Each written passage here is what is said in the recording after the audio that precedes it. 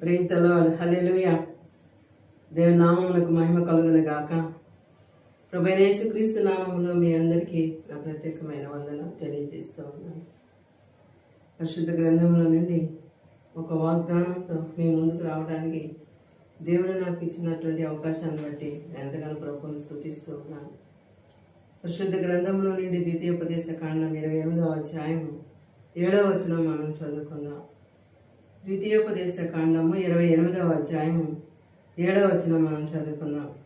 నీ మీద పడు నీ శత్రువులను యెహోవా నీ ఎదుట హతమగునట్లు చేయును. వారొక త్రోవను నీ మీదకి బయలుదేరి వచ్చి 7 త్రోవల నీ ఎదుటి నుండి పారిపోదురు. దేవునికి మహిమ కలుగునుగాక. మన ఈ భూమి మీద జీవిస్తూ ఉన్నంత కాలం కూడా కనపడే శత్రువులు, కనపడని శత్రువులు ఎంతోమంది కనబడుతూ ఉంటారు. ఆత్మీయ స్థితిలో కానీ, ఆర్థిక పరిస్థితుల్లో కానీ అనేక రీతులుగా మనం ఎదుగుతూ ఉన్నప్పుడు అసూయతో ఓర్చుకోలేని శత్రువులు ఎంతోమంది ఉంటారు. అలాగే ఆత్మీయ స్థితిలో మనం బలపడుతూ ఉన్నప్పుడు దానిని బట్టి కూడా అసూయపడే శత్రువులు ఎంతోమంది ఉంటూ ఉంటారు. అయితే దేవుడు ఏమని మాట్లాడుతున్నాడంటే, నీ మీద పడు నీ శత్రువులను యెహోవా నీ ఎదుట హతమగునట్లు చేయును.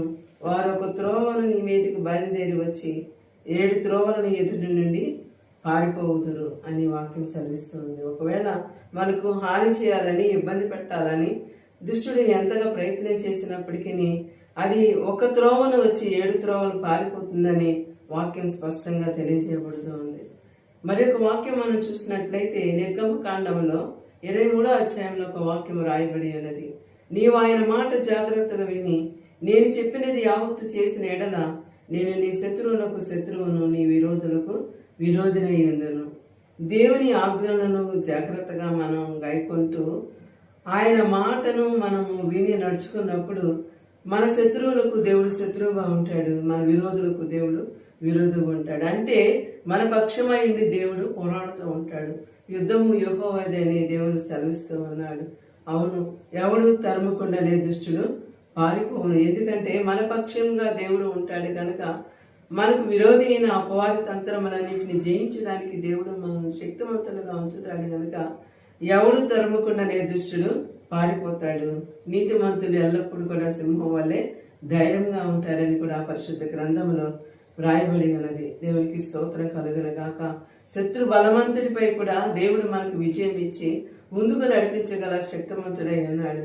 ఆయన ఆజ్ఞలను గైకొని ఆయనకి ఇష్టంగా మనం జీవించినప్పుడు మనకు విరోధి అనేది లేకుండా మనకు విరోధులకు దేవుడు విరోధిగా ఉంటాడు, మన శత్రువులకు దేవుడు శత్రువుగా ఉంటాడు కనుక దేవుడు మన పక్షమై పోరాడుతూ ఉంటాడు కనుక నేను నీ పిల్లల పక్షంగా, నీ పక్షంగా యుద్ధము చేతునని వాక్యం సెలవిస్తూ ఉంది కనుక ఆయన మన పక్షముగా ఉండగా మనకు విరోధి ఎవడు?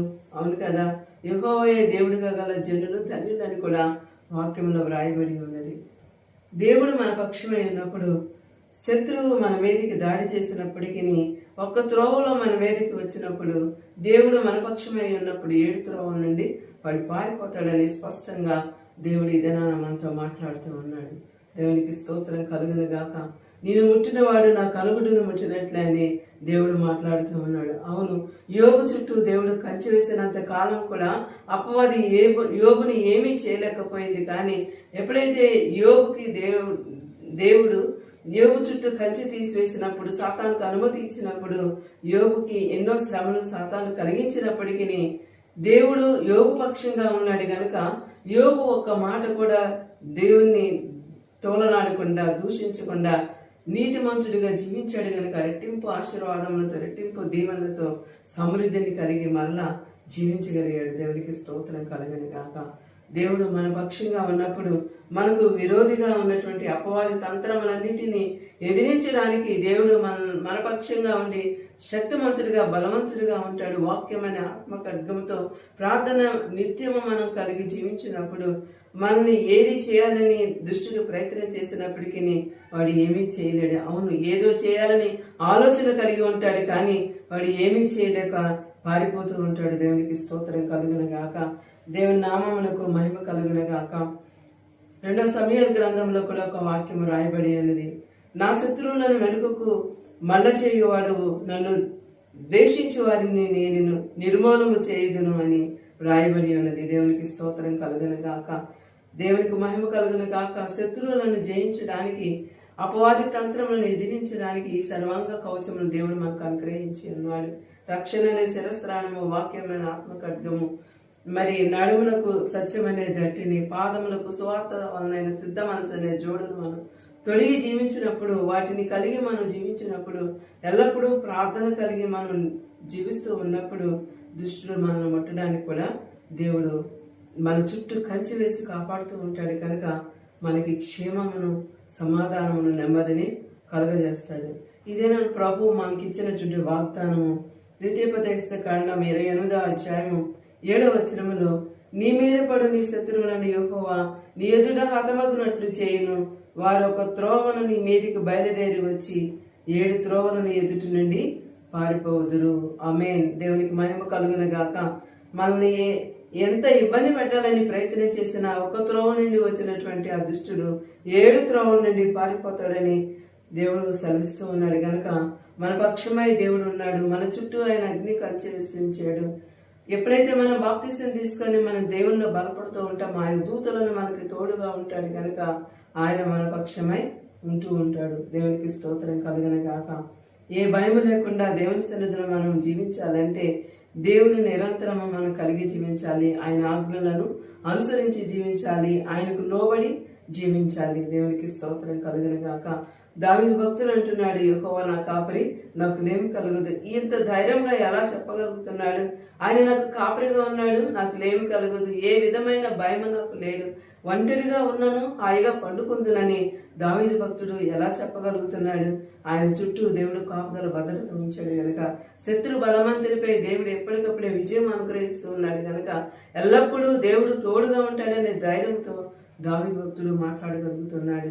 ఈరోజు మనందరం కూడా దేవుని కలిగి జీవించినప్పుడు మనకి శత్రువులనే బాధ లేకుండా దేవుడు వారిని హతమార్చడానికి దేవుడు మన పక్షంగా ఉంటాడు కనుక, ఒక మార్గం నుండి వచ్చి 7 మార్గం నుండి తొలగిపోతాడని వాగ్దానం చేస్తున్నాడు కనుక, ఈ వాగ్దానాన్ని మనం స్వీకరించి ప్రార్థన చేసుకున్నప్పుడు దేవుడు మనకు అన్ని విషయంలో విజయం అనుగ్రహిస్తాడని తెలియజేస్తూ దేవుడి కొద్ది మాటలు దీవించింది కాక. ఆమేన్. ప్రార్థన చేసుకున్నాం. మహాపరిశుద్ధుడైన మా తండ్రి, మీకు వందనాలు, స్తుతులు, స్తోత్రాలు. గొప్ప దేవా మీకు వందనాలు. సర్వాధికారి మీకు స్తోత్రాలు. నిన్న నేడు ఏకరీతిగా ఉన్న ప్రభువా మీకు స్తోత్రాలు. ఎల్లప్పుడూ మా మధ్యలో ఉండి మాతో సంచరిస్తూ ఉన్న తండ్రి మీకు స్తోత్రాలు. మా చుట్టూ మీ కంచె ఉంచిన దేవా మీకు వందనాలు చెల్లిస్తూ ఉన్నాను. అయ్యా, ఈ రోజు ప్రభా ఎవరైతే వాక్యమును వింటున్నారో ప్రతి ఒక్క బిడ్డ దృష్టిని భయం నుండి దేవా లోకములో సంచరిస్తూ ఉండగా అపవాది తంత్రం నుండి విడుదల అనుగ్రహించి మీ కంచె, మీ కాపుదల భద్రత ప్రతి ఒక్కరికి దయచేయమని యేసు పరిశుద్ధమైన నామములో అడిగి వేడుకొని పొందుకొని అన్నాం.